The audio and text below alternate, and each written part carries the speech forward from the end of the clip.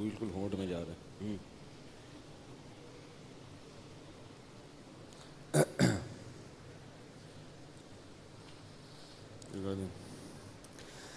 الحمد للہ نحمدہ ونصلی علی رسولہ الکریم. یہ جو آپ لوگ تراویح کے بعد پھر مزید بیٹھتے ہیں کچھ دیر، یہ بڑی ہمت کی بات ہے. اس میں ثواب کا استحضار کیا کریں،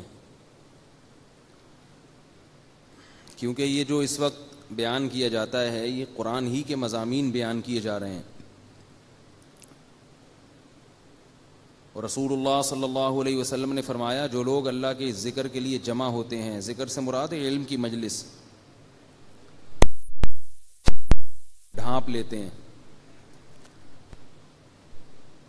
اور اللہ تعالیٰ پھر ان کا تذکرہ ایسے لوگوں میں کرتے ہیں جو اللہ کے پاس ہیں، یعنی فرشتے جو اللہ کے خاص مقرب فرشتے ہیں. تو اس لیے وقت و تھکاوٹ کا ہوتا ہے، لیکن تھوڑی سا ہمت کر کے سنا کریں. بعض دفعہ کوئی چیز انسان کو اس وقت سمجھ میں نہیں آتی، اس کو غیر ضروری لگتی ہے، لیکن وہ دماغ کے کسی کھانچے میں محفوظ ہو جاتی ہے اور زندگی کے کسی نہ کسی موڑ پہ پھر وہ کام آتی ہے. ایسا بھی ہوتا ہے. قرآن مجید میں اللہ کا ارشاد ہے وَذَكِّرْ فَإِنَّ الذِّكْرَىٰ تَنفَعُ الْمُؤْمِنِينَ، کہ نبی صلی اللہ علیہ وسلم کو فرمایا کہ آپ نصیحت کیا کریں، اس لیے کہ نصیحت مومن کو بہرحال فائدہ پہنچاتی ہے. میں ایک واقعہ جلدی سے بہت ہی شارٹ سناتا ہوں تاکہ یہ جو بات کہہ رہا ہوں یہ سمجھ میں آ جائے. کئی دفعہ وہ سنا چکا ہوں، اس لیے بہت ہی مختصر. وہ ہمارے حضرت کے پاس ایک نوجوان بیعت ہونے کے لیے آیا، تو حضرت نے کہا میں بیعت نہیں کرتا، پہلے میں امتحان لیتا ہوں، پہلے بیانات سنو، ایسے جلد بازی میں نہیں. تو اس نے کہا میرا واقعہ سن لیں، پھر آپ مجھے بیعت کریں نہ کریں آپ کی مرضی ہے. اس نے بتایا کہ میں گلوکار تھا اور بڑا ڈانسر تھا اور بہت میں نے ترقی کی، نام کمایا. بہت پرانا واقعہ ہے یہ. تو میں جو ہوں پھر، لیکن دل میں سکون نہیں تھا. شادی بھی ہو گئی، بچے بھی ہو گئے، عزت بھی مل گئی، پیسہ بھی مل گیا، سکون نہیں ملا. تو خودکشی کا خیال آیا. تو رات کو میں بجلی کے کھمبے کے قریب گیا ہوں تار پہ لٹکنے کے لیے، تاکہ اپنے آپ کو کرنٹ دے کے مار دوں. بالکل قریب جانے کے بعد مجھے خیال آیا کہ ایک دفعہ قرآن مجید کی تلاوت کر لو موت سے پہلے.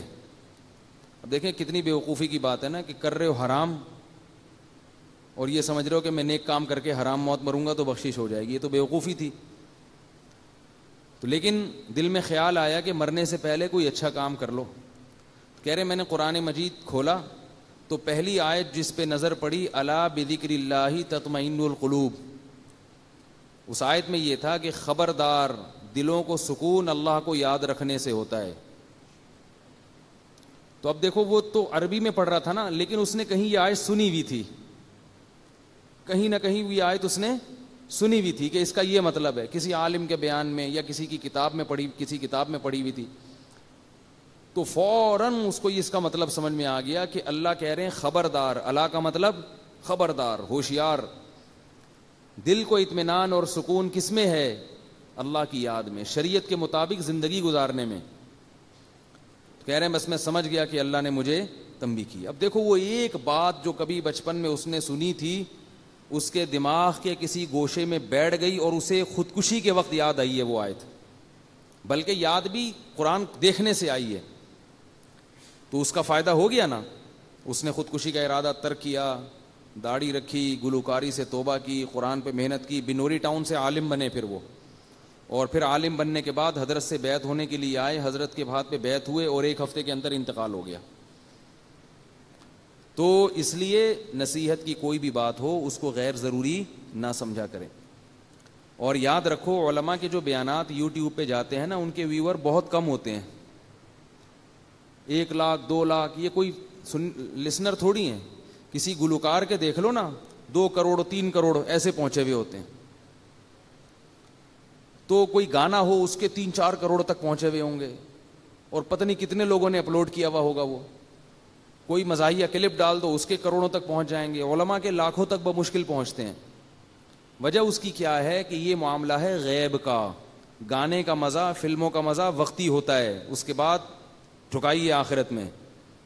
اور نصیحت کا مزہ وقتی نہیں ہے، بلکہ نصیحت تو وقتی طور پر کڑوی لگتی ہے، پریشان ہوتا ہے انسان، لیکن اس کے فائدے زیادہ ہیں. اور اللہ نے قرآن میں فرمایا قلیل من عبادی الشکور، میرے شکر گزار بندے تھوڑے ہیں. تو یوٹیوب میں آپ تعداد دیکھ لو، اس سے پتہ چلتا ہے کہ اللہ کے شکر گزار بندے تھوڑے ہیں. اوپر ایک مولانا طارق جمیل صاحب کی ویڈیو ہوگی، اس کو دیکھ لو کتنے، اور نیچے اگر کسی گلوکارہ کی ہو تو پھر دیکھ لو، وہ ناچنے والی ڈانس کرنے والی اس کے لاکھوں کروڑوں تک پہنچے ہوئے ہوں گے. مولانا طارق مل صاحب اتنی ترقی کر کے بھی اس کے آدھے بھی نہیں پہنچے ہوئے ہوں گے، حالانکہ اتنے مشہور وائز ہیں اور اتنے خوبصورت بیانات کرتے ہیں، اتنا تقویٰ ہے، پھر بھی اس کے چوتھائی حصے کو بھی نہیں پہنچے. تو اس لیے جنت کا جو معاملہ ہے نا، نبی صلی اللہ علیہ وسلم نے ارشاد فرمایا حفت الجنت بالمکارہ وحفت النار بالشہوات.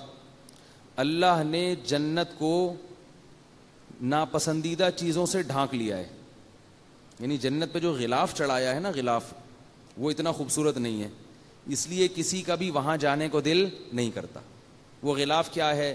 نظر کی حفاظت، کانوں کی حفاظت موسیقی گانے اور یہ ڈھول ڈھمکوں سے، زبان کی حفاظت غیبت سے، جھوٹ سے، چغلی سے، اور اسی طرح ظلم سے اپنے آپ کو بچانا، پھر نماز قائم کرنا، زکوٰۃ دینا. یہ ساری ٹینشنیں، ان ٹینشنوں کے پیچھے ہے جنت. جنت ان ٹینشنوں کے پیچھے ہے. تو اس لیے جنت تو بڑی خوبصورت ہے، لیکن اللہ نے جو دیوار قائم کی ہے نا جنت کی، وہ بڑی کانٹے دار ہے. یہ ایسا ہی ہے جیسے کوئی بریانی لے کر آئے لیکن اوپر جو رومال ڈالا ہوا ہے وہ گندا، تو آپ کہیں گے لے جاؤ، اگلا کہے گا بھائی اس رومال کو ہٹاؤ پھر دیکھو اندر، آپ کہیں گے یہ رومال پکڑنے کا دل نہیں چاہ رہا میرا، اتنا گندا رومال، بدبو آ رہی ہے، ہٹاؤ اس کو. اب وہ کہہ رہا ہے کہ بھائی میں جھوٹ نہیں بولتا، میں سچ بول رہا ہوں، یہ امتحان ہے تمہارا کہ تم میری بات پہ یقین کرتے ہو یا نہیں کرتے. آپ کہیں جاؤ کسی اور کا امتحان لینا. اور دوسرا آدمی آیا، گوبر رکھا ہوا ہے پلیٹ میں اور اس کے اوپر چمک پٹیاں لگائی ہوئی ہیں، وہ جو پٹھانوں کی سائیکل پہ لگی ہوتی ہے نا، آج کل نہیں ہوتی پہلے ہوتی تھی، بلوچوں کی اور پٹھانوں کی سائیکلوں پہ نا، وہاں وہ چمک پٹیاں لگاتے تھے، بڑی خوبصورت چمکتی تھیں وہ سائیکلیں. تو وہ چمک پٹیاں لگائی ہوئی ہیں اس کے اوپر، اور آپ کے سامنے پلیٹ لا کے رکھی. اب ایک عقل مند کہہ رہا ہے، ایک سچا آدمی کہہ رہا ہے بھائی اس غلاف پہ مت جاؤ، اندر گوں بھرا ہوا ہے، اور میں سچ کہہ رہا ہوں، تمہارا خیر خواہ ہوں. تو آپ کہیں چلو سچ بول رہا ہے جھوٹ بول رہا ہے ہمیں کیا پتا، یہ صحیح لگ رہی ہے چیز. تو بالکل یہی حالت ہے کہ اللہ نے امتحان کے لیے جنت کے اوپر ناپسندیدہ چیزوں کا پردہ ڈال دیا ہے. ماں باپ کے سامنے اف نہیں کرنا، بوڑھے باپ کی صلواتیں الٹی سیدھی سننا، چاہے صحیح کہہ رہا ہو چاہے غلط کہہ رہا ہو، بس گردن جھکا کے سننا. رشتہ داری ٹوٹ رہی ہے، اسے اللہ کی خاطر جوڑنا، یہ بڑا مشکل کام ہے. اگر کوئی رشتہ دار آپ کے ساتھ اچھا سلوک نہیں کر رہا تو اینٹ کا جواب پتھر سے دینا خدا کی قسم آسان ہے، لیکن اللہ کی خاطر جھک جانا اور اپنے بھائی کو بہن کو منا لینا، یہ وہی کر سکتا ہے جس کو جنت میں جانے کا شوق ہو اور جنت کا یقین بھی ہو، کیونکہ اس سے انسان کی عزت نفس مجروح ہوتی ہے. بڑا مشکل کام ہے کیونکہ ہم بھی بھگت چکے ہیں یہ، ٹھیک ہے نا. انسان کا دل نہیں چاہتا، انسان کہتا ہے کیوں، جب میری غلطی نہیں ہے میں تو ایسی کی تیسی کر دوں گا، میں تو یوں کر دوں گا. پھر لوگ بھی شاباش دیتے ہیں، ہاں یہ ہوتا ہے بہادر، اسے بولتے ہیں شیر. تو رشتہ داری جوڑنا، یہ سب قرآن میں اہل جنت کی صفات بیان کی ہیں. نماز خشوع و خضوع سے پڑھنا، بول تو نماز پڑھنا کتنا مشکل، اوپر سے دل لگا کے پڑھو. نماز پڑھنا آسان تھوڑی ہے، 5 ٹائم پوری زندگی پڑھتے رہنا، پھر دل لگا کے، دل لگے نہ لگے کوشش کرنا لگانے کی، یہ اور مشکل کام ہے. دل ہی نہیں لگتا انسان کا، ادھر لوگوں کو دیکھو نا نماز میں ناک میں انگلیاں گھما رہے ہیں، کان میں انگلیاں گھما رہے ہیں، پتہ نہیں کیا کیا کر رہے ہیں، ہلے جا رہے ہیں. میں ابھی اسلام آباد ایئرپورٹ پہ تھا تو ایک عرب آیا میرے ساتھ کھڑا ہو گیا. میں تلاش کر رہا تھا جماعت کے لیے کوئی بندہ ملے ایئرپورٹ پہ نا، جماعت کرایا کریں، اکیلے نہ پڑھا کریں. تو جو مسلح بنا ہوا تھا میں تھوڑا انتظار کیا، میں نے کہا دیکھوں کوئی بندہ آتا ہے. تو ظہر کی نماز تھی، میں نے کہا نماز پڑھتا ہوں. تو وہ عرب پینٹ شرٹ میں تھا، میں نہیں پہلے پہچانا کہ یہ عربی ہے کیونکہ پینٹ شرٹ پہنی ہوئی تھی اور کلین شیف تھا. تو وہ عرب جماعت کے بڑے پابند ہوتے ہیں. اس نے کہا جماعت، میں نے کہا آ جاؤ. اب میں امام بنا، وہ مقتدی بن کے میرے ساتھ کھڑا ہو گیا. اب ساتھ جب کھڑا ہوا ہے وہ تو ہل رہا ہے، یوں ہلا رہا ہے، یوں ہلا. مجھے بڑی الجھن ہو رہی کہ کیا کر رہا ہے بھائی، تو تمیز سے کھڑا ہو جا تھوڑی دیر کے لیے. ہلے جا رہا ہے. پھر حد یہ ہوئی کہ پینٹ اپنی سیدھی کی یوں کر کے. پینٹ جب سیدھی نہیں ہوئی تو بیلٹ کھولی نماز میں بیلٹ کھول کے پوری اچھی طرح سے ٹائٹ کی. پوری نماز اس طرح پڑھی ہے. مجھے بڑا وہ ہو رہا تھا کہ بھائی یہ کیا ہے. تو وہ قرآن کی آیت یاد آ رہی تھی, والذین هم فی صلاتہم خاشعون, کہ جنت میں جانا ہے تو نماز پڑھنا کافی نہیں ہے, نماز خشوع و خضوع سے. تو دل تو اپنے قابو میں نہیں ہے نا, کم از کم ظاہری جسم تو اپنے قابو میں ہے, اس کو تو انسان قابو میں رکھے, وہ بھی ہلے جا رہا ہے.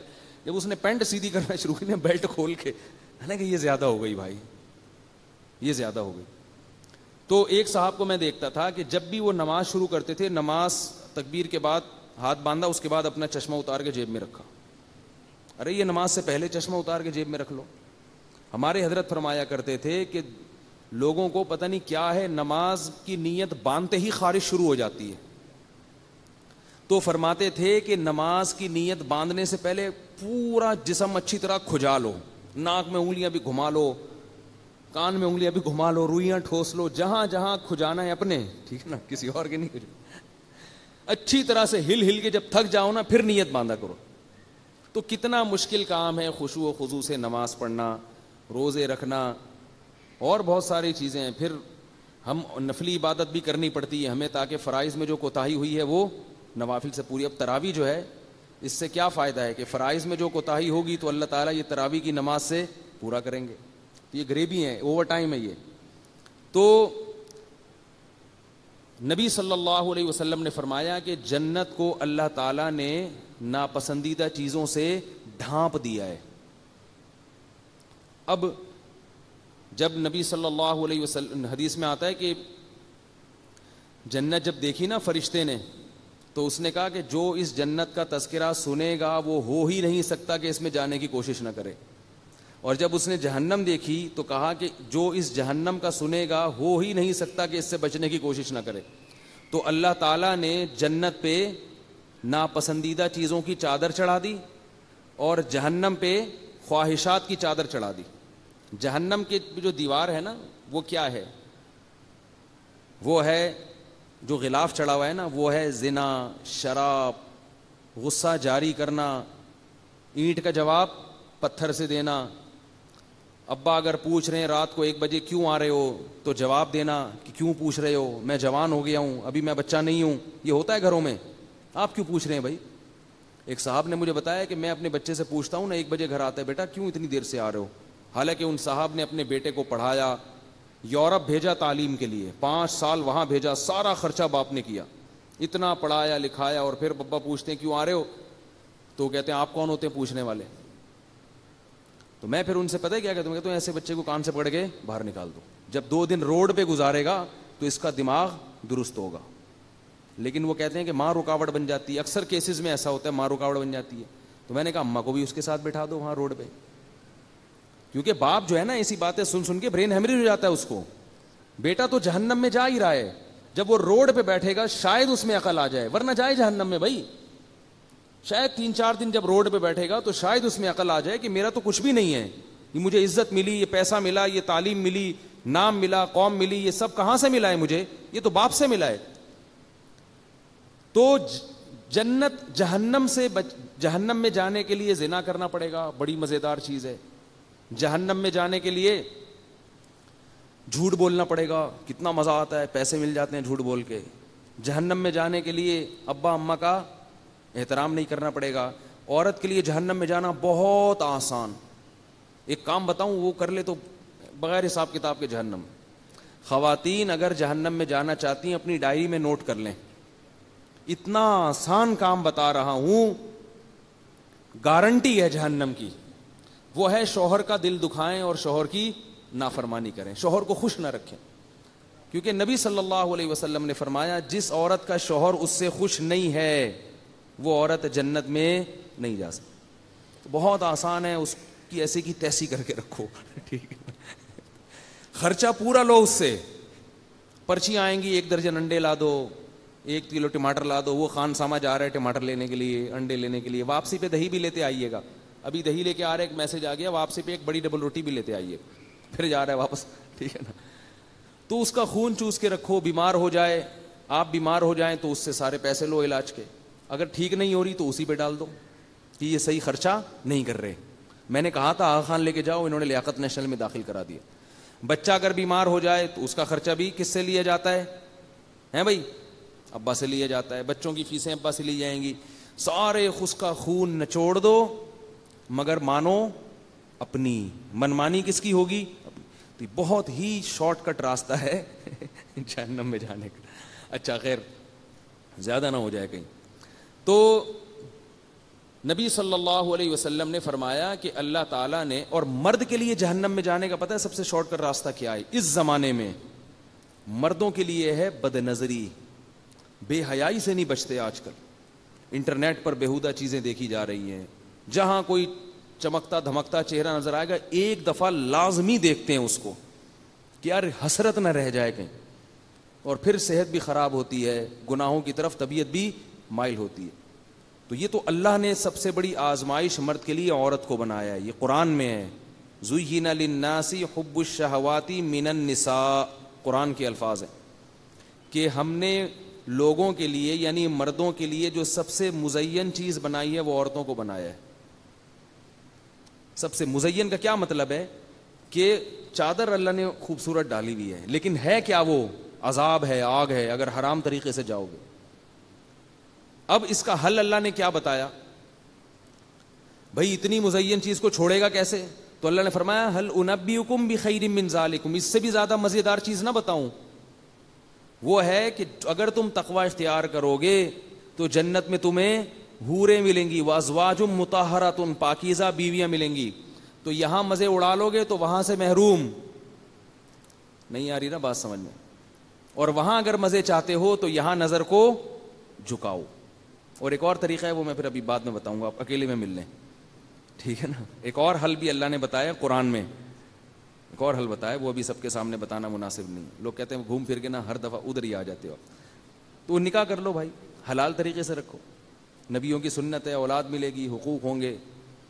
تو نظر کی حفاظت یہ بڑا اہم کام ہے, نظر کی حفاظت مرد کے لیے. عفیف اور پاک دامن لوگ آج کل چراغ لے کے بھی مشکل ہو رہا ہے تلاش کرنا, جو اپنی بیوی پر اکتفا کریں اور ان کی بیوی کو یہ اعتماد ہو کہ ہمارے شوہر کا ہمارے علاوہ کسی اور سے کوئی لنک نہیں ہے. بہت سے ہیں اچھے, لیکن آج کل یہ میرے پاس بہت ساری کالز آتی ہیں خواتین کی کہ میاں صاحب غلط چکروں میں پڑے ہوئے ہیں. تو بھائی اپنے آپ کو ان چکروں سے بچاؤ. ایک خاتون بیچاری بہت پریشان ہے, یو کے سے فون کرتی ہیں, زندگی رو رہی ہیں کہ میرے میاں کو لت پڑ گئی ہے لڑکیوں سے دوستوں کی, میرے بچے تباہ ہو رہے ہیں, برباد ہو رہے ہیں. اب میں ان بیچاری کو کیا کہتا, ان کو میں نے کہا صبر کرو, اس کو بڈھا ہونے دو, اپنے میاں کو کیا ہونے دو, بڈھا ہونے دو. ابھی جوانی کا جوش ہے نا, تھوڑے دن میں بڈھا ہوگا پھر دیکھو کیا ہوتا. اور ایسا آدمی بڈھا بھی جلدی ہوتا ہے. ہر طرح سے بیچاری عورت نے سمجھا لیا, بچوں کا واسطہ دے دیا کہ ان کو بھی پتہ چل رہا ہے تمہاری حرکتوں کا, ان پہ کیا اثر پڑے گا. لیکن وہی بات ہے کہ لوط علیہ السلام کی قوم جس بدکاری میں مبتلا ہو گئی تھی, لوط علیہ السلام نے سمجھایا سمجھایا سمجھایا سمجھایا تو اللہ قرآن میں کیا فرماتے ہیں, لعمرک انہم لفی سکرتہم یعمہون. اے محمد صلی اللہ علیہ وسلم, ہمیں آپ کی عمر کی قسم, وہ لوگ اس وقت بڑے نشے میں پڑے ہوئے تھے, ان کو لوط علیہ السلام کی باتیں سمجھ میں نہیں آ رہی تھی, بہت نشے میں مست تھے. جب گناہ انسان کے سامنے ہوتا ہے تو وہ نشے میں مست ہو جاتا ہے, پھر نہیں دیکھتا کہ کیا ہے. تو اللہ نے پھر کیسا عذاب دیا, فجعلنا عالیہا سافلہا, فرمایا ہم نے زمین کو اٹھا کے الٹا دے کے پٹک دیا, پوری قوم کو اللہ نے تباہ کر دیا. تو زانی سے اللہ کو بہت نفرت ہوتی ہے. یاد رکھو ہمارے معاشرے میں زنا بہت تیزی سے پھیل رہا ہے, بہت تیزی سے پھیل رہا ہے. میرے پاس کالز آتی ہیں, ایسا ہی نہیں کہہ رہا میں, بہت تیزی سے. لوگ تو اپنے ہر چیز دل کی بات کر لیتے ہیں نا علماء کے سامنے. بہت تیزی سے زنا پھیل رہا ہے, اس کو اللہ کا واسطہ روکنے کی کوشش کرو, سختی کرو اپنے گھر میں. چچزاد پھوپھیزاد بہنوں کو بے پردہ نہ ہونے دو کزنوں کے سامنے. اگر آپ کا بیٹا چچزاد پھوپھیزاد بہن سے دوستی لگاتا ہے, پابندی لگاؤ اس پر. میرے گھر میں جب میرے چچزاد پھوپھیزاد بھائی آتے تھے, میرے والد صاحب کے بھتیجے ہوتے تھے, تو والد صاحب ہماری بہنوں کو حکم دیتے تھے کہ ان کے سامنے نہیں آنا ہے. غصہ کرتے تھے کہ ایسے بے محابہ کوئی نہیں آگے بیٹھے گا. ان کو حکم تھا کہ آپ بیٹھک میں بیٹھیں اور یہیں سے پتلی گلی سے نکل جائیں, جس نے ملنا ہوگا آپ سے یہیں آگے ملے گا. ناراض ہوتا ہے تو ہونے دو. بہت زیادہ برائی پھیل رہی ہے, مصافحہ کرنا کزنوں سے, گلے ملنا کزنوں سے, براڈ مائنڈڈ کہہ کے نا سب کو بے شرم بنا دیا ہے. ہم براڈ مائنڈڈ ہیں, ہم کوئی گھٹیا تھوڑی ہیں, گلے بھی بڑے تمیز سے ملتے ہیں کہ ایسے جیسے بالکل کوئی احساس ہی نہیں ہو رہا ہمیں. چھوڑ دو اللہ کے بندو, یہ غیر مسلموں کا کلچر ہے, یہ ہندوؤں کا ہو سکتا ہے, یہ بلکہ ہندوؤں کا بھی نہیں ہے, یہ تو انگریزوں کا ہے, یہودیوں کا ہے, جن پر اللہ نے لعنت کی ہے, جن پر اللہ کا غضب آیا. بار بار سورہ فاتحہ میں ہم کہتے ہیں غیر المغضوب علیہم ولا الضالین, اے اللہ نہ عیسائیوں کے راستے پہ چلا اور نہ یہودیوں کے راستے پہ چلا. ہندوؤں کا تذکرہ نہیں ہے یہاں پہ. سورہ فاتحہ میں 2 قوموں کا اللہ نے ذکر کیا, 2 قوموں کا. اے اللہ ہمیں انعام یافتہ لوگوں کے راستے پہ چلا, انعام یافتہ لوگوں کے راستے پہ, ان لوگوں پر نہیں جن پر غضب ہوا. غضب کس پر ہوا تھا؟ یہودیوں پر. اور ان لوگوں پر بھی نہیں جو گمراہ ہیں. تمام مفسرین کا اتفاق ہے کہ اس سے کون مراد ہیں؟ عیسائی. ہندوؤں کا ذکر نہیں, سکھوں کا ذکر نہیں. وجہ اس کی ہے کہ دنیا میں ہندو اور سکھ بھی ان کو فالو کر رہے ہیں. ہندوؤں کا اپنا کلچر ایسا تھوڑی تھا جیسا آج ہو گیا ہے. ان کے تو بڑا سخت پردہ ہوتا تھا, داماد جو ہے ساس جو ہے اپنے داماد تک سے پردہ کیا کرتی تھی. انہوں نے بھی کس کو فالو کرنا شروع کر دیا؟ عیسائیوں کو, یہودیوں کو. ان کا بھی فیملی سسٹم تباہ و برباد ہو گیا. پریشان ہے وہ بھی, گھروں میں زنا ہو رہا ہے, اتنا زیادہ ان کے ہاں برباد ہو گیا نا ہندوؤں کا فیملی سسٹم کہ جس کی کوئی انتہا نہیں. کوئی عورت محفوظ نہیں ہے. ہر عورت کو پتا ہے کہ حتیٰ کہ اپنے محرم رشتہ داروں سے بھی محفوظ نہیں ہے. اتنا ان لوگوں نے معاشرے میں حیوانیت پھیلا دی ہے. شکر کرو میرے بھائی, اللہ نے مسلمان بنایا ہے, اللہ نے ہمیں مسجد میں آنے کی توفیق عطا فرمائی ہے, اور بار بار ہمارے منہ سے یہ دعا نکلوائی ہے کہ اللہ عیسائیوں کے راستے پر نہیں چلانا. تو کزنوں سے ہاتھ ملانا, گلے ملنا, یہ سارے یہود و نصارہ کے طریقے ہیں. لڑکیاں جب آپس میں ملتی ہیں تو آج کل ان میں بھی ایک بےہودگی آ گئی ہے, کسنگ کرتی ہیں ایک دوسرے کو. چھوڑ دو اس بے شرمی کو. جیسے مرد ملتے ہیں مصافحہ کرتے ہیں بس, تو لڑکیاں بھی آپس میں ملیں مصافحہ بس. اس سے زیادہ فری ہونے کی چندہ ضرورت نہیں ہے. برائی پھیلتی ہے معاشرے میں اس سے. تو نبی صلی اللہ علیہ وسلم نے فرمایا کیا ہے کہ جہنم میں جانے کے لیے کیا ہے؟ زنا ہے, لڑکیوں سے فضول دوستیاں ہیں, گپیں ہیں. اور جنت میں جانا ہے تو بیوی کو ٹائم دو. وہ ٹائم دینے کا آپ کے پاس ٹائم نہیں ہے, کیونکہ اس کا کوئی پولیس نہیں پوچھے گی آپ سے. وہ تو اللہ نے حکم دے دیا نا, اللہ نے حکم دے دیا بھائی اس کو ٹائم دو, تو اس کے لیے ٹائم نہیں ہے. کوئی فون آ جائے اننون نمبر سے کسی لڑکی کا تو بھاگ جائیں گے, بچے پھینک کے بھاگ جائیں گے, ٹھیک ہے نا. تو جہنم میں جاؤ بہت اچھا ہے بھائی. اللہ تعالیٰ نے قرآن مجید میں بتایا ہے کہ لَأَمْلَأَنَّ جَهَنَّمَ مِنَ الْجِنَّةِ وَالنَّاسِ أَجْمَعِينَ. جب بھی ہم ایسی باتیں سنتے ہیں تو اشکال ہوتا ہے کہ اتنے سارے لوگ کیا سارے جہنم میں چلے جائیں گے؟ ہے بھائی ایک تو مسلمانوں کا ریشو کتنا ہے, وہ کم ہے. 1 ارب یا 1.25 ارب مسلمان ہیں, باقی سارے کیا ہیں؟ کافر ہیں. ان کافر میں بہت سے کچھ ایسے ہوں گے جن تک دین کی دعوت نہیں پہنچی ہوگی, ان کو آپ نکال دیں. باقی زیادہ تر تو وہ ہیں کہ جن پر اسلام پہنچ چکا ہے, وہ بھی جہنم میں. پھر یہ اتنے سارے جو مسلمان ہیں ان میں بھی گنہگاروں کا ریشو بہت زیادہ. تو شیطان یہ دل میں وسوسہ ڈالتا ہے کہ وہ بھی جہنم میں. تو دماغ میں خیال آتا ہے کہ بھئی ایسا تو نہیں ہے کہ ہم ہی غلط ہوں, باقی سارے کیا ہوں؟ صحیح ہوں. تو اتنے سارے لوگ جہنم میں جائیں گے, اتنے سارے لوگ جہنم میں جائیں گے. اللہ نے کئی مقام پہ قرآن میں اس سوال کا جواب دیا ہے. پہلے دلائل قائم کیے اپنی توحید پر کہ میں خدا ہوں, میں رب ہوں, میں کھلاتا ہوں, میں پلاتا ہوں, میرے سوا کوئی معبود نہیں, اور میں نے آسمان سے جو دین اتارا ہے وہ صرف اسلام ہے, اسلام کے علاوہ کوئی اور چیز قابل قبول نہیں ہے, اور میں زنا کو ناپسند کرتا ہوں, میں بے حیائی کو ناپسند کرتا ہوں. میں بول رہا ہوں رک جاؤ. کیسی عجیب عجیب آیتیں ہیں قرآن کی, خدا کی قسم. انما الخمر والمیسر والانصاب والازلام رجس من عمل الشیطان. اے ایمان والو, شراب, جوا, پانسے, یہ سب ناپاک اور پلید عمل ہیں. انشورنس بھی جوا ہے. جوا چاہے وہ روڈ پہ گٹر کے ڈھکن پہ بیٹھ کے کھیل رہے ہو نا, وہ بھی جوا ہے. اور وہ کمپنی بنا کے کھیلو گے کہ ابا مر گئے تو اتنے پیسے ملیں گے, نہیں مرے تو آپ کی رقم ڈوب جائے گی, یہ بھی جوا ہے. اس کو جدید شکل دے دی ہے. تو اللہ کی قرآن میں فرماتے ہیں یہ جوا اور یہ ساری چیزیں نجس ہیں, پلید ہیں. اور آگے فرمایا فہل انتم منتہون, میں تمہارا رب ہوں, تمہیں روک رہا ہوں, تو کیا بتاؤ تم رک جاؤ گے اب میرے کہنے سے؟ کیسے کیسے اللہ تعالیٰ ترغیبیں دے رہے ہیں, ابھار رہے ہیں کہ میں خدا تمہیں کہہ رہا ہوں شراب چھوڑ دو, میں خدا تمہیں کہہ رہا ہوں کہ جوا چھوڑ دو, انشورنس چھوڑ دو, انشورنس کی جو ملازمت ہے جوئے میں کسی بھی طرح سے پڑنا حرام ہے, یہ سب ناپاک عمل ہیں. فہل انتم منتہون, کیا آپ بھی رکو گے؟ کوئی اثر ہی نہیں ہوتا ہمارے اوپر. جب نبی صلی اللہ علیہ وسلم مشرکین کو یہ باتیں کرتے تھے تو مشرکین نے بھی یہی اعتراضات کیے تھے, کہتے تھے آپ ہمارے قوم کے خلاف اتنا کیوں جا رہے ہیں, آپ ایسا کریں کہ اس قرآن میں ان احکام میں تھوڑی سی تبدیلی کر لیں. آج ہم نے جو سورہ یونس پڑھی تو اللہ نے حکم دیا قل ما یکون لی ان ابدلہ من تلقاء نفسی فقد لبثت فیکم عمرا من قبلہ, دیکھو میں تمہارے درمیان 40 سال رہا ہوں, میں نے کبھی کوئی کلام اپنی زبان سے پیش نہیں کیا. 40 سال کے بعد اچانک ایک امی کی زبان سے ایسی آیتیں نکلنا شروع ہو گئیں جو دلوں کو ہلا رہی ہیں اور اس میں بڑے پیارے احکام دیے جا رہے ہیں, تو سمجھ لو کہ یہ میری طرف سے نہیں ہے, یہ اللہ کی طرف سے ہیں, اور اللہ اپنی طرف سے جو کچھ میری زبان پہ جاری کرے گا میں اس میں تبدیلی نہیں کر سکتا. اور یہ بھی بتایا اللہ نے کہ نبی کو کہ ان کو کہہ دو انی اخاف ان عصیت ربی عذاب یوم عظیم, مجھے تو خود ڈر ہے کہ اللہ جو احکام مجھے دے رہا ہے اگر اس میں مجھ سے نافرمانی ہوئی تو مجھے بھی بہت بڑے دن کے عذاب کا خطرہ ہے, میں بھی پکڑ میں آ جاؤں گا. سب کے لیے قانون بنا دیا اللہ نے, سب کے لیے.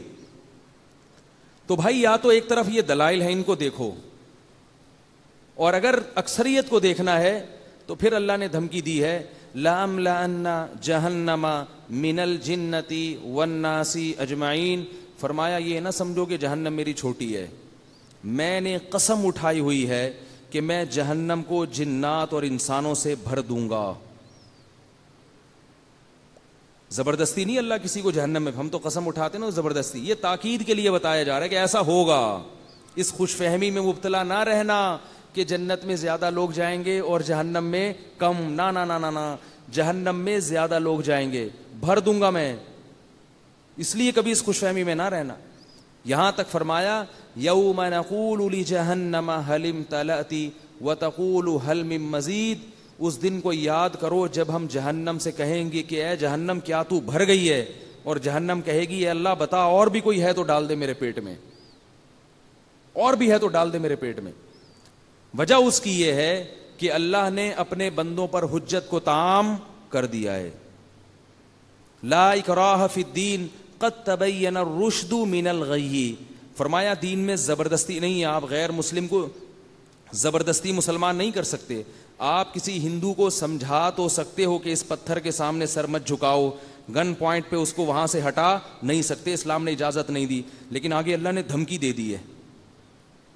اللہ نے فرمایا کہ میں جو کہہ رہا ہوں نا کہ زبردستی دین پہ نہیں لا سکتے, اس لیے نہیں کہ تمہیں کنفیوژن ہے کہ پتہ نہیں ہمارا دین صحیح بھی ہے یا نہیں ہے, نا نا نا نا نا, فرمایا اس لیے نہیں لا سکتے قد تبین الرشد من الغی, سیدھا راستہ اور غلط راستہ بالکل ایسے کلیئر ہے جیسے دودھ کا دودھ اور پانی کا پانی. اتنا صاف جب راستہ ہے تو اگر کوئی بت کے سامنے جھک رہا ہے تو اپنی جہنم کا سامان خود اکٹھا کر رہا ہے. وہ اللہ پوچھے گا قیامت کے دن اس سے اپنے ہاتھوں سے بنا کے کیوں جھکے اس کے سامنے. جس نے بنایا ہے, جس رب نے پیدا کیا, پانی میں آنکھ ناک کان دل دماغ جگر بنائے, اس کے سامنے کیوں نہیں جھکتے تھے. تو یاد رکھو جیسے ہندو کا غلط ہونا بالکل واضح ہے, ایسے ہی مسلمان کے لیے نماز نہ پڑھنا بھی گمراہی ہے, اس میں بھی دو رائے نہیں ہو سکتی.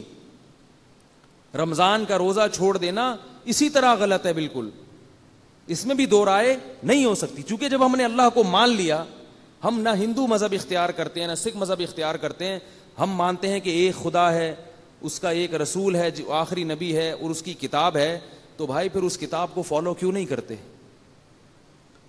اس کو کیوں نہیں فالو کرتے. لوگ کہتے ہیں مولویوں میں اختلاف بہت ہے, قرآن کے حکام تو بہت واضح ہیں نا, کیا مولویوں میں یہ بھی اختلاف ہے کہ نمازیں 5 ہے کہ 4 ہیں؟ بولو نا بھائی, اس میں کوئی اختلاف ہے کیا؟ یہ بھی اختلاف ہے کہ سود لینا غلط ہے؟ کیا اس میں بھی اختلاف ہے کہ ماں باپ کا دل دکھانا ثواب ہے یا حرام ہے؟ اس میں کوئی اختلاف ہے؟ گرین والے سے پوچھو, وائٹ والے سے پوچھو, ٹانگیں چوڑی کرنے والے سے پوچھو, پتلی کرنے والے سے پوچھو, سب کہیں گے کہ بھئی سب سے بڑا جرم حقوق العباد میں والدین کی بولو بھائی نافرمانی, ان کو پریشان کرنا سب سے بڑا جرم ہے, سب کا اتفاق. قل تعالوا اتل ما حرم ربکم علیکم, یہ آیت مجھے بڑی پیاری لگتی ہے. اللہ تعالیٰ ایسا معلوم ہوتا ہے کہ ہم لوگوں کے 15ویں صدی کے مزاج کو دیکھ کے نا اللہ نے یہ آیت نازل کی ہے. ویسے تو اس زمانے میں بھی فٹ تھی, آج اور زیادہ فٹ آ رہی ہے. ایسے جیسے ہم اختلافات کے بکھیڑوں میں پڑ کے نا پریشان ہو جاتے ہیں, یار کیا ہے پتہ نہیں کیا کرنا ہے, ٹانگیں یوں کرنی ہے کہ یوں کرنی ہے, ٹھیک ہے نا, ادھر جاؤ وہ بولتے زور سے آمین, وہ رفع الیدین وغیرہ نہیں کرنا, رفع الیدین وہ کہہ رہے یہ کرنا ہے وغیرہ, پھنس جاتا ہے انسان. پگڑی کون سی پہننی بھی ہے کہ نہیں پہننی, ٹوپی پہننی ہے یا کرانی ہے کسی کو, تو اتنی پریشانی ہو جاتی ہے انسان. اتنے فرقے بن گئے ہیں. اہل حدیث کی بھی بڑی قسمیں وجود میں آ گئی, ٹوپیوں والے الگ, بغیر ٹوپیوں والے. ابھی تک تو یہ تھے نا حنفیوں میں دیوبندی بریلوی بنے ہوئے تھے, اہل حدیث میں کہا جاتا تھا نہیں, اہل حدیث میں بہت سارے بن گئے, ٹوپی والے, بغیر ٹوپی والے. پھر اہل حدیث میں بعض کہتے ہیں کہ عورتیں سمٹ کے نماز پڑھیں, اہل حدیث میں ایسے علماء ہیں, اور بعض کہتے ہیں نہیں مردوں کی طرح پڑھیں. پھر جو بغیر ٹوپی والے ہیں ان میں بھی بہت, نماز جنازہ کچھ زور سے پڑھتے ہیں, کچھ آہستہ پڑھتے ہیں, کچھ عجیب. تو پبلک اتنی پریشان ہوتی ہے کہ یار یہ دین کے مقتدا اور رہبر ہیں, کہاں لے کے جا رہے ہیں یار ہم. ٹھیک ہے آپ علماء کے پاس بیٹھ کے یہ مسئلے بھی حل کریں تاکہ حق تک پہنچیں, لیکن یہ اتنے بڑے ایشو نہیں ہیں. یہ مسئلہ آپ کا حل نہیں ہوا تو جہنم میں نہیں اللہ پھینکے گا آپ کو اس بنیاد. سیکھیں تاکہ گمراہی کی طرف نہ جائیں, لیکن یہ اتنا بڑا ایشو نہیں ہے. بڑے ایشو کیا ہیں؟ قرآن کہہ رہا ہے قل تعالوا, اے نبی ان سے کہہ دو تعالوا آؤ. کیسا پیارا اس انداز ہے, آؤ. نتلو ما حرم علیکم ربکم, میں تمہیں اللہ کی آیات پڑھ کے سناتا ہوں جس سے پتہ چلے گا کہ تمہارے پیدا کرنے والے نے کن چیزوں کو تم پہ حرام کیا ہے. کیسا اندھیب انداز ہے.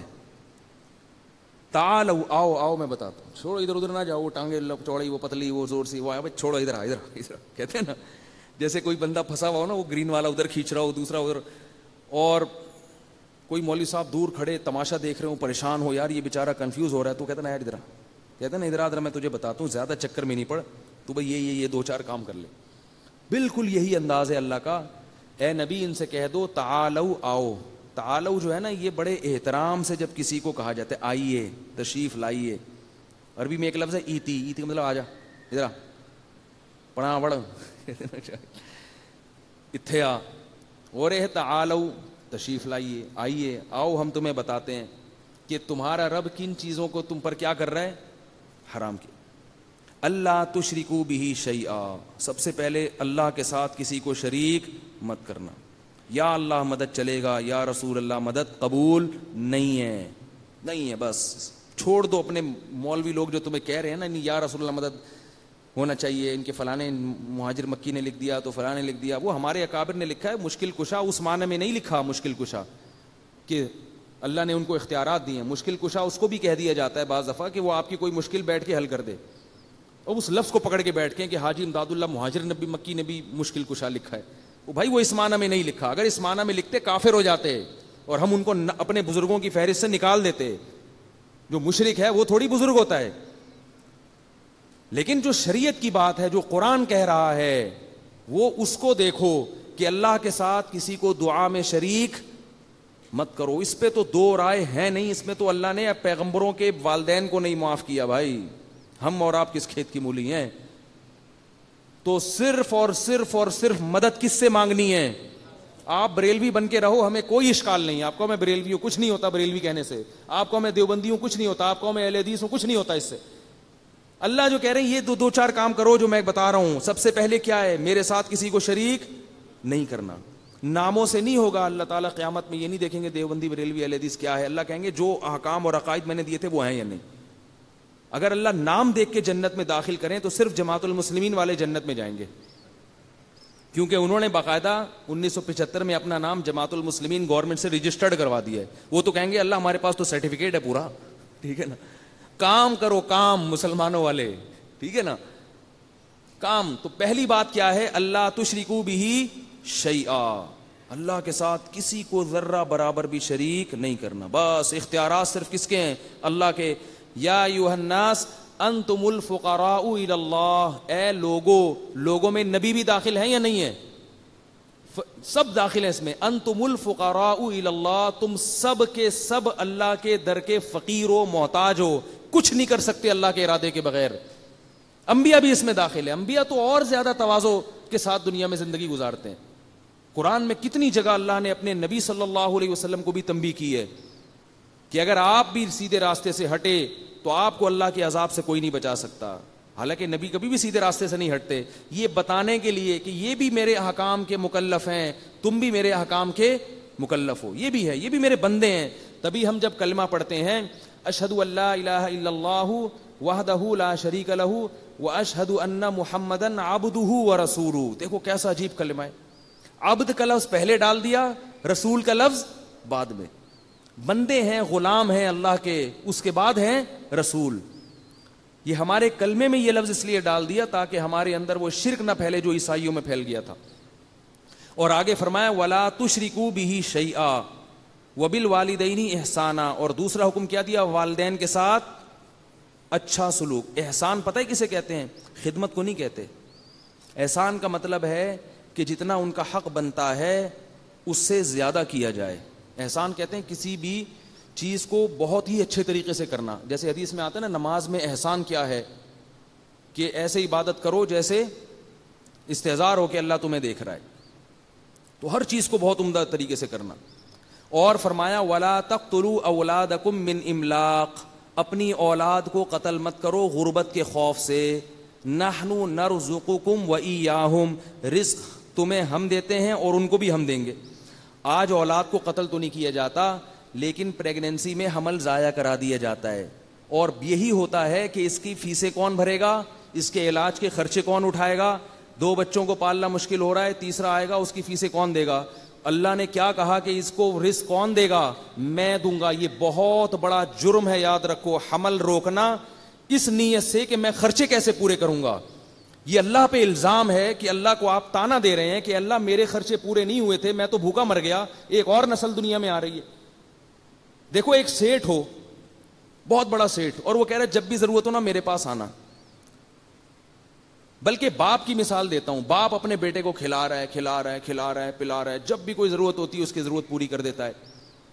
اب بیٹے کو ایک کوئی چیز خریدنی تھی جو بڑی اس کی محبوب چیز تھی, اور وہ نہ خریدتا تو بہت نقصان ہوتا. تو بیٹے نے اس لیے نہیں خریدی کہ پتہ نہیں ابا مجھے پیسے دیں یا نہیں دیں. باپ کو جب پتہ چلے گا اس کو غضب آئے گا کہ نہیں آئے گا؟ کہے گا یار ساری زندگی میں نے آج تک کبھی نہ کی ہے, اور تجھے اب کیسے خیال آ گیا یار؟ اس کا مطلب تو مجھے کنجوس سمجھتا ہے, یا تو یہ سمجھتا ہے کہ میرے خزانوں میں کمی ہے. یہ تو نے سوچ کیسے لیا میرے بارے میں؟ تو اللہ اس معاملے میں بہت غیرت مند ہے. رزق کے معاملے میں اللہ نے ہمیں بہت کھلایا ہے بھائی, سارے خرچے پورے کیے اللہ نے, ہمارے جوان کر دیا, پیدا ہوئے تو ماں کی چھاتیوں میں دودھ پیدا کر دیا اللہ نے. اللہ کہہ رہے یہ تم عقل کے اندھے ہو, تم پیدا ہوتے ہو ماں کی چھاتیوں میں دودھ کہاں سے آتا ہے؟ یہ اس کا مطلب ہے مجھے پتا ہے کہ بچے کی کیا کیا ضرورتیں ہیں. اب آگے تم نسل روک رہے ہو کہ میں فیسیں کہاں سے بھروں گا. یہ یہودیوں کی سوچ ہے جن پر اللہ نے لعنت بھیجی ہے. وہ یہ کہتے تھے کہ اللہ کے ہاتھ بندے ہوئے ہیں, اللہ بہت تھوڑے تھوڑے کھلاتا ہے. یہودی کہتے تھے. اللہ کو ایسا غصہ آیا, قرآن میں اللہ نے فرمایا غلت ایدیہم, ان کم بختوں کے ہاتھ بند ہو گئے ہیں. وَلُعِنُوا بِمَا قَالُوا, اور جو انہوں نے کہا ہے نا اس کی وجہ سے ان پر لعنت ہے اللہ کی. بل یداہ مبسوطتان, اللہ کے دونوں ہاتھ کھلے ہوئے ہیں. تو نہ دیکھو یہ ڈرامے جو تمہیں اور نسل روکنے کے مشورے دے رہے ہیں, نہ دیکھو ایسی فلمیں. وہ جو بول فلم آئی تھی نا, اس کے ڈائلاگ مجھے کسی نے بتائے. وہ جو بچی نے اپنے باپ سے کہا کہ جب کھلا نہیں سکتے تو پیدا کیوں کرتے ہو, وہ ڈائلاگ بڑا مشہور ہوا, لوگوں نے بڑے تبصرے کیے, ہاں بھائی بالکل صحیح کہا بھائی, جب کھلا نہیں سکتے اتنے درجنوں بچے تو پیدا کیوں کرتے ہو. میں نے کہا اگر مجھے فلم میں لے کے آؤ اور یہ ڈائلاگ مجھے دو, اور وہ بچی سے کہے کہ مجھے کہے کہ جب کھلا نہیں سکتے تو پیدا کیوں کرتے ہو, تو میں اس کو یہ جواب دوں گا یہ نمبر لگا کے. نمبر 1, کھایا نہیں ہے تو اتنی بڑی کیسے ہو گئی. یہ جو ہے نا میڈیا آپ کی آنکھوں پہ پردہ ڈالتا ہے, خدا کی قسم, یہ سب یہودیوں سے پیسے لے کے ہمارے کلچر کو تباہ کر رہے ہیں. بیٹی کو باپ کا کیسا بدتمیز بنا رہے ہیں آپ دیکھو. سب سے بڑا احسان کہ جو والدین آپ کی پیدائش کا ذریعہ بنے, اسی احسان کی ناشکری کی جا رہی ہے. والدین کو تو پاؤں دھو کے پینے چاہیے کہ ان کی وجہ سے ہم دنیا میں آئے ہیں, ہم ان کے جسم کا ٹکڑا ہیں. تبھی ماں باپ کی ساری خصوصیات اولاد میں ٹرانسفر ہوتی ہیں. کہ میں جو کچھ ہوں اپنے والدین کی پہچان ہوں. میں جب بیان کرتا ہوں لوگ مجھے کہتے ہیں جنہوں نے میرے والد صاحب کو دیکھا کہ حضرت بالکل آپ کے والد صاحب کا لک آتا ہے آپ میں, وہی جذبات ہیں, وہی آواز ہے.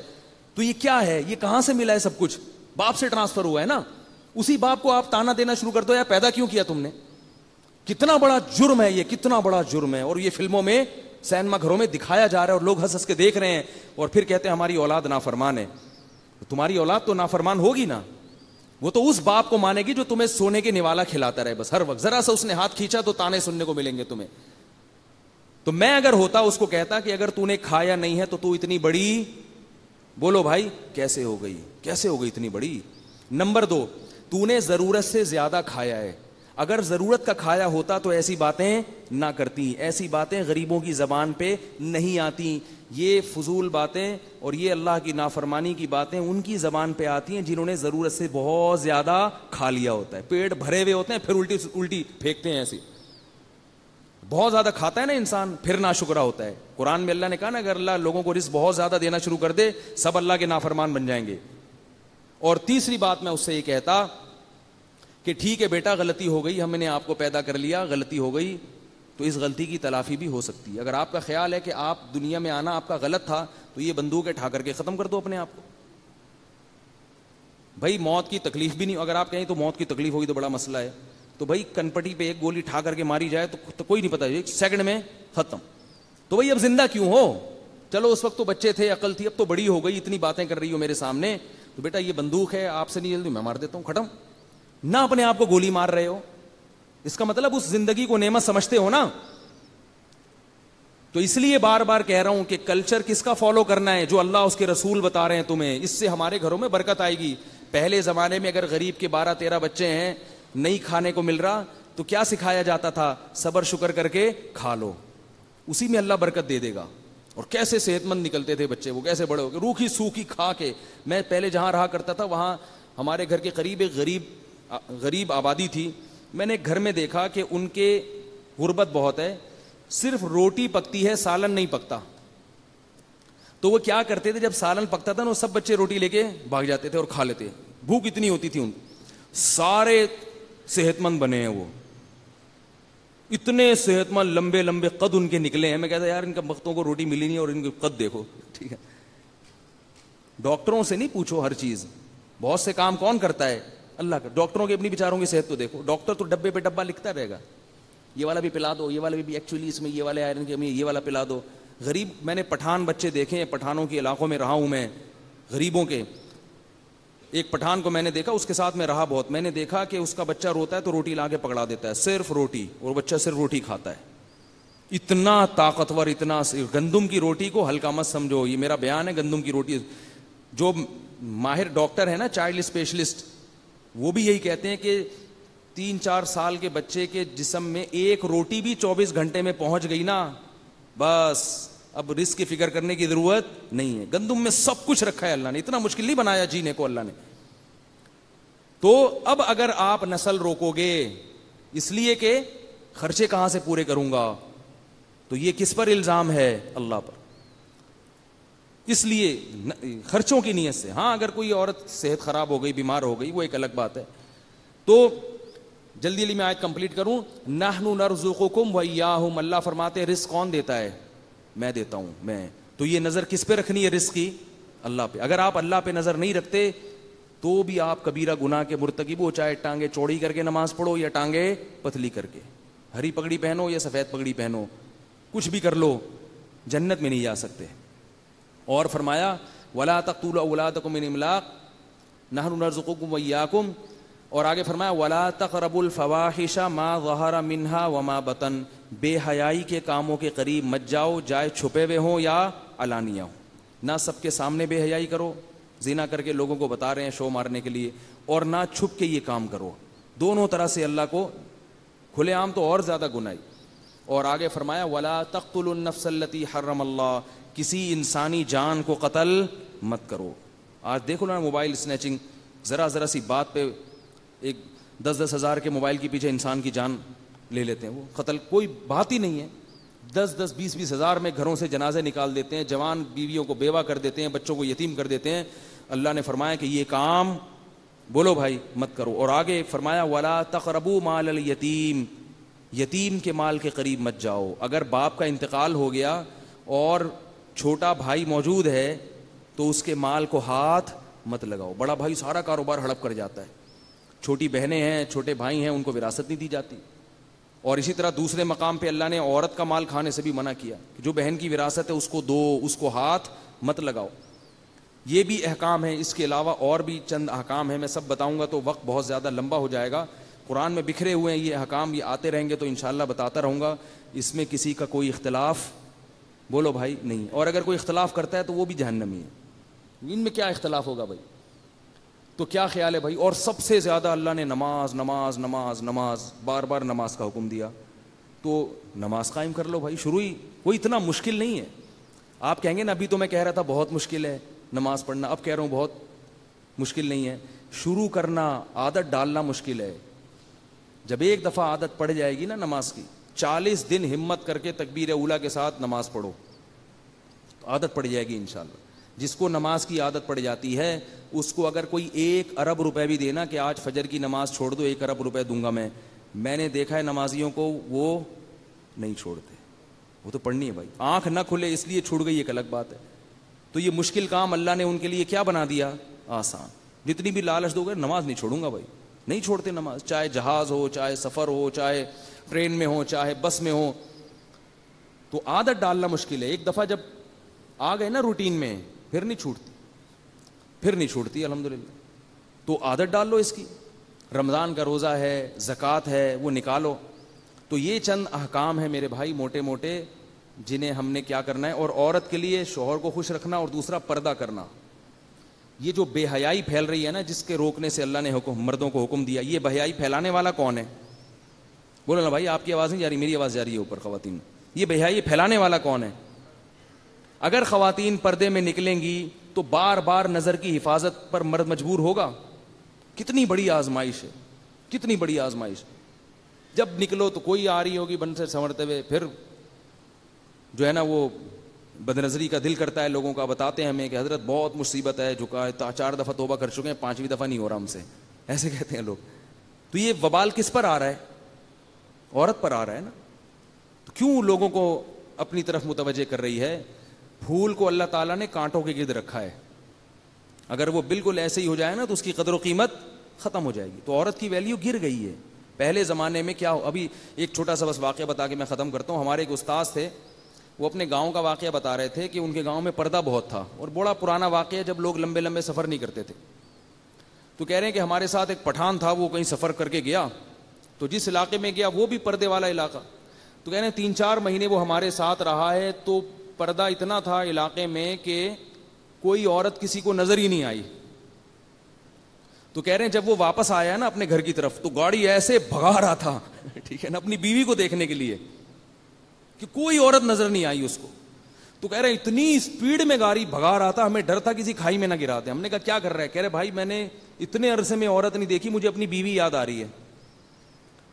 تو یہ کیا ہے؟ یہ جو عورتیں بے حیائی پھیلا رہی ہیں, اس سے مردوں کے دلوں میں اپنی بیویوں کی محبت, بولو نا بھائی, ختم ہو رہی ہے. حضرت حکیم اختر صاحب رحمہ اللہ تعالی ایک ملفوظ کہا کرتے تھے کہ اگر مرد بازار میں نکلے اور اسے کوئی عورت نظر نہ آئے, اور اسی طرح آفس میں بھی نظر نہ آئے, اور ادھر بھی نظر نہ آئے, تو ان کے الفاظ ہیں, میں یہ الفاظ نہیں نقل کر سکتا, لیکن ان کے بڑے بزرگ ہیں, وہ فرماتے ہیں پھر لے دے کے تمہارے پاس ہی آئے گا. وہ عورتوں سے کہتے تھے, تمہارا میاں پھر لے دے کے وہاں سے آ گیا, کم وقت کچھ نظر ہی نہیں آ رہا ہے, تو پھر وہ اپنی والی ٹھیک ہے, اسی سے محبت کرو. ایک طرف خواتین کہتی ہیں ہمیں جاب کی اجازت ہو, ہمیں یہ کیا پردہ وردہ.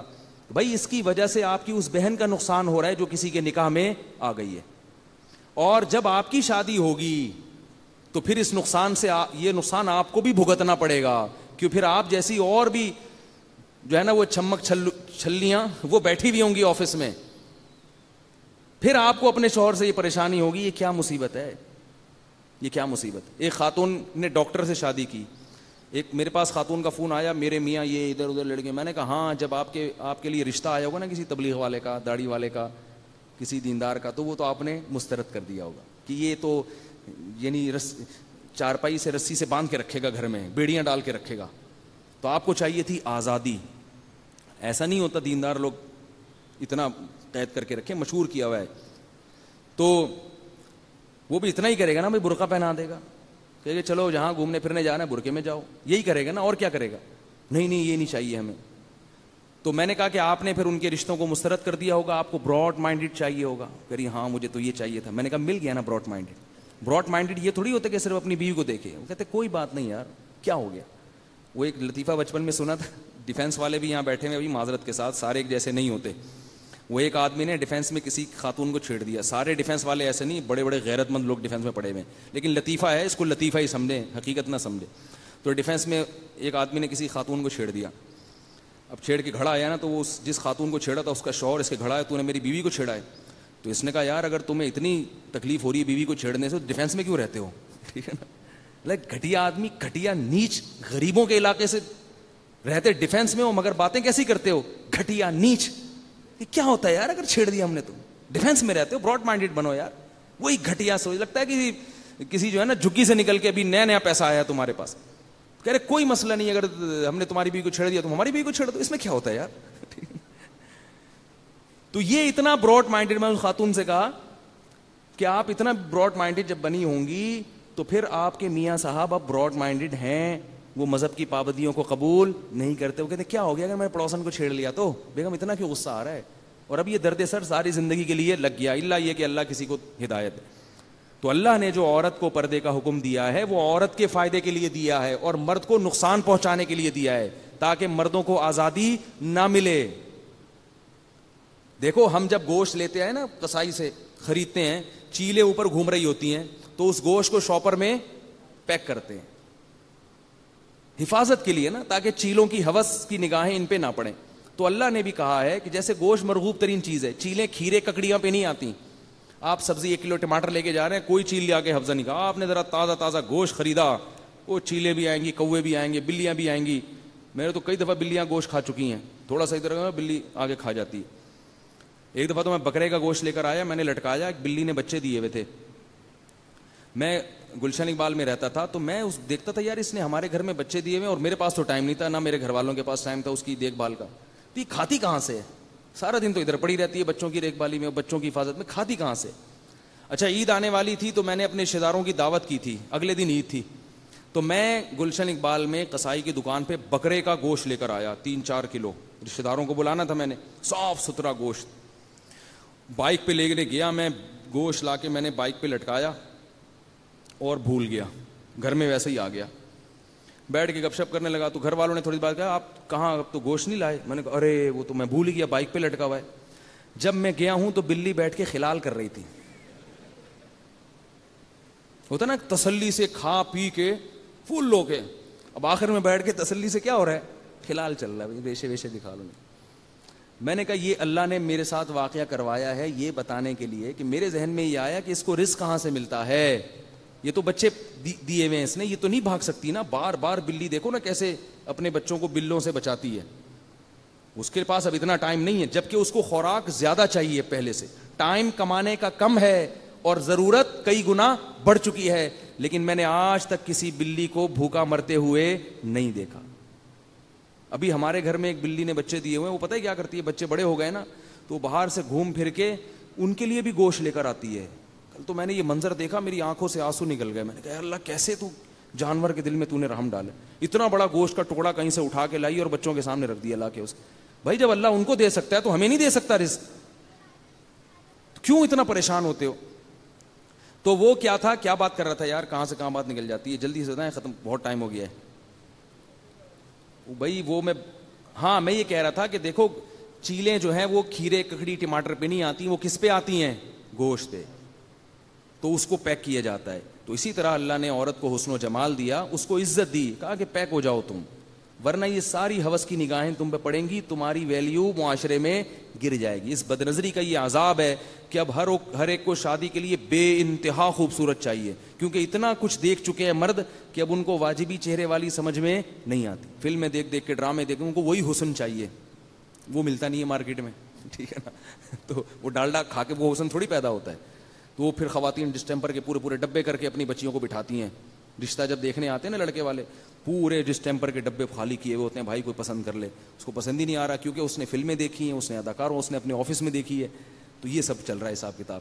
تو اللہ نے جو ہمیں کہا میرے بھائی وہ کر لو, اللہ نے پھر آخرت میں کیا رکھی ہے ہمارے لیے, جنت رکھی ہے. تو تھوڑا مشکل ہے, لیکن ایک دفعہ عادت ڈالنی پڑے گی پھر پاکیزہ زندگی مل جائے گی, پھر اسی زندگی میں مزہ آنا شروع ہو جائے گا, پھر گناہوں کی زندگی سے نفرت. ہمارے حضرت فرماتے تھے کہ مجھے جب کسی عورت پہ نظر پڑتی ہے تو نظر جھکانی نہیں پڑتی, خود بخود نظر جھکتی ہے میری, خود بخود, اچھا ہی نہیں لگتا دیکھنا, خود بخود جھکتی ہے. تو یہ عادت پڑ جاتی ہے انسان کو. اللہ تعالی ہم سب کو سمجھنے کی, عمل کی توفیق عطا فرمائے. یہ کسی نے سوال پوچھا ہے, اصل وسیلہ کیا ہے؟ مارکیٹ میں جو وسیلے چل رہے ہیں, پھر بتائیں گے, یہ لمبا سوال ہے.